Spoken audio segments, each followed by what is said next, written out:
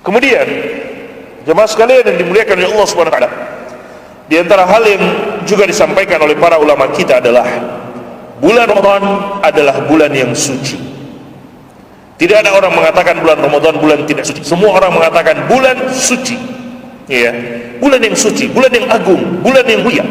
Kata para ulama kita, bulan yang suci itu tidak pantas disambut kecuali dengan hati yang suci.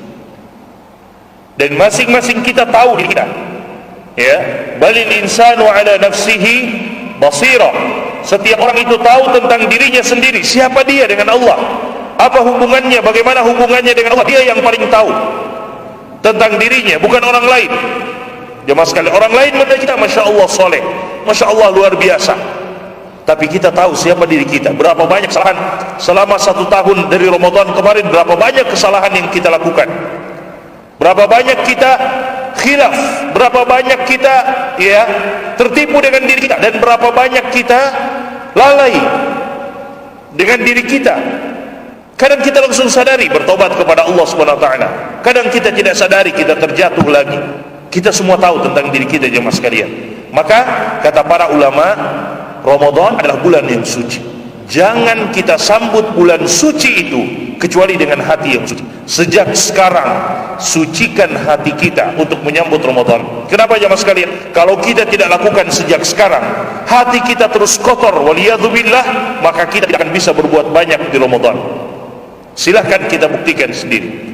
Kalau tidak yakin, tidak percaya dengan apa yang saya sampaikan pada malam hari ini, silahkan buat sesuka hati kita, dan nanti lihat di Ramadan kita akan berbeda dengan orang lain.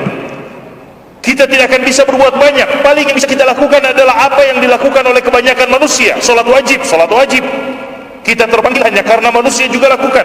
Salat tarawih, kita ikut salat tarawih. Tapi apakah puasa kita akan terisi dengan amalan-amalan kebaikan lainnya yang dilakukan oleh orang, tapi kita tidak mampu melakukannya? Kenapa? Mungkin sebelum masuk Ramadan kita tidak menyucikan hati kita, jemaah sekalian. Maka bulan suci itu tidak kita sambut, ya, tidak kita terima dia kecuali dengan hati yang suci. Qad aflaha man zakaha. Beruntung orang yang menyucikan hati. Kata Allah Subhanahu wa taala, doa Nabi Ibrahim, wa tukhzini yauma yub'atsun yauma la yanfa'u malun wala banun illa man atallaha biqalbin salim. Ya Allah, jangan engkau hinakan aku pada hari kebangkitan kelak, hari di mana tidak bermanfaat harta dan anak keturunan, tidak bermanfaat. Hanya di dunia harta dan anak keturunan itu bermanfaat. Di akhirat mungkin mereka akan meninggalkan kita. Yauma la yanfa'u malun wala banun illa man atallaha biqalbin salim. Kecuali siapa yang datang kepadamu ya Allah dengan membawa hati yang selamat. Di antara tafsiran para ulama, selamat dari kesyirikan, selamat dari dosa-dosa dan maksiat. Karena setiap kali seorang hamba melakukan dosa dan maksiat, kata Nabi sallallahu alaihi wasallam, idza aznaba 'abdun dzamban, jika ada seorang hamba melakukan satu dosa, nukitat fi qalbihi nuktatun sauda, akan diberikan satu titik hitam di dalam hatinya. Diberikan satu titik hitam. Maka kalau semakin banyak dia melakukan dosa, semakin hitam hatinya. Fasaral qalbu qalbain, maka hati menjadi dua saja, menjadi dua hati itu. Ya, ada hati yang putih, bersih, setiap kali kotor dibersihkan lagi oleh tuannya. Setiap kali dia terjatuh ke dalam dosa dibersihkan lagi dengan apa? Dengan istighfar, dengan taubat kepada Allah Subhanahu wa taala, atau dengan berbuat kebaikan. Sebagaimana sabda Nabi sallallahu alaihi wasallam, "Wa atbi'is sayyi'atal hasanata tamhuha."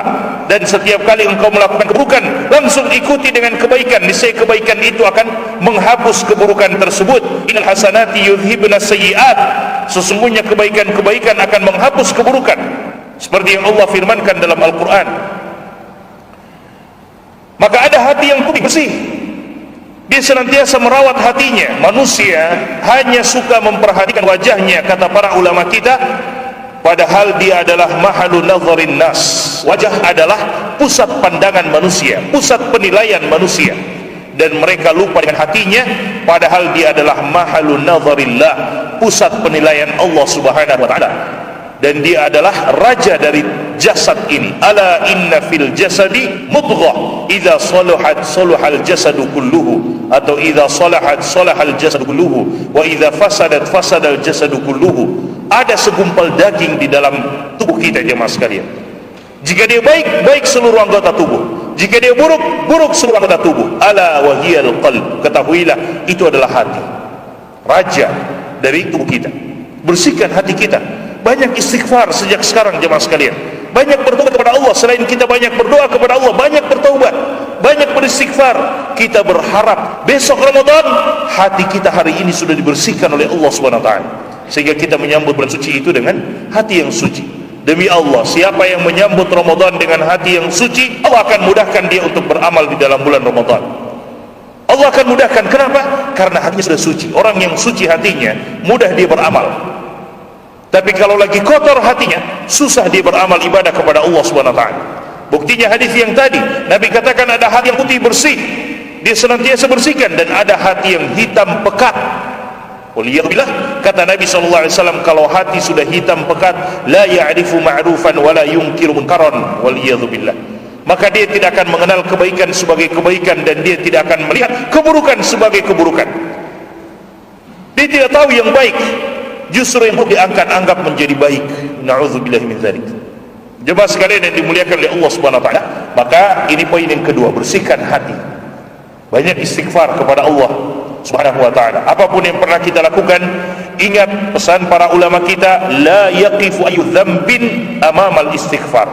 Tidak ada satu dosa pun yang berani berdiri di hadapan istighfar. Artinya istighfar dapat menghapus dosa apa saja jika dia benar-benar diucapkan dengan tulus oleh seorang hamba kepada Allah SWT. Astaghfirullah, dia ucapkan saja astaghfirullah, tulus dia minta ampun kepada Allah, langsung Allah ampuni dosa apa yang dia lakukan. Wa inni la astaghfirullah fil yaumi mi'ata marrah, kata Nabi SAW, dan aku beristighfar kepada Allah dalam satu hari 100 kali. Beristighfar kepada Allah Subhanahu wa taala. Man lazimal istighfar, siapa yang melazimi dirinya, ya, membiasakan dirinya dengan istighfar kepada Allah Subhanahu wa taala, ja'alallahu min kulli hammin faraja wa min kulli dhiqin makhraja wa yarzuquhu min haitsu la yahtasib. Siapa yang banyak beristighfar, membiasakan dirinya dengan istighfar, astagfirullah, astagfirullah, astagfirullah, maka Allah akan membuat dalam setiap kesempitannya, ya, dalam setiap gundah gulananya, dalam setiap masalahnya, akan Allah berikan kemudahan, dan dalam setiap kesempitan Allah berikan dia jalan keluar, dan Allah akan berikan dia rezeki dari arah yang tidak diduga-duga. Kenapa? Karena banyak beristighfar. Itu jelas hadis Nabi SAW, jemaah sekalian.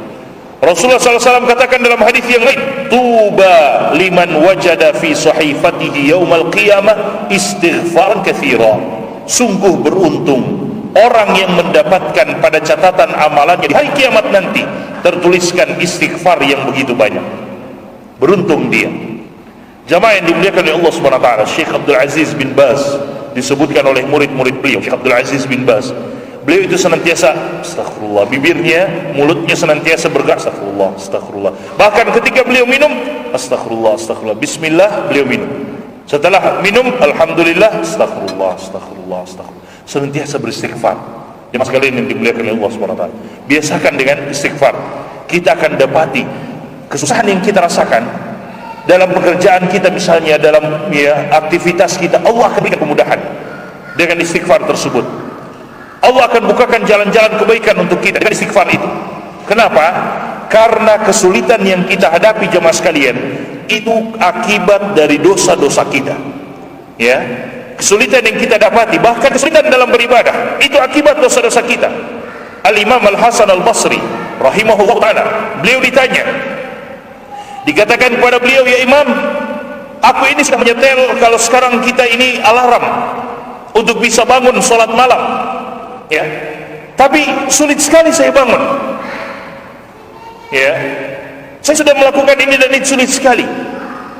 Al-Imam Al-Hasan Al-Basri mengatakan, ya, kabatka sayyi'atuka, dosa-dosamu yang menghalangimu dari beribadah kepada Allah Subhanahu wa taala di malam hari. Dalam riwayat yang lain beliau mengatakan, la ta'sillaha fin nahar yuqidhuka fil lail. Jangan engkau bermaksiat kepada Allah di siang hari, maka Allah akan bangunkan engkau di malam hari. Jangan bermaksiat kepada Allah di siang hari, Allah akan bangunkan di malam hari. Makanya perbanyak istighfar, jemaah sekalian, apalagi untuk menyambut datangnya bulan suci Ramadan.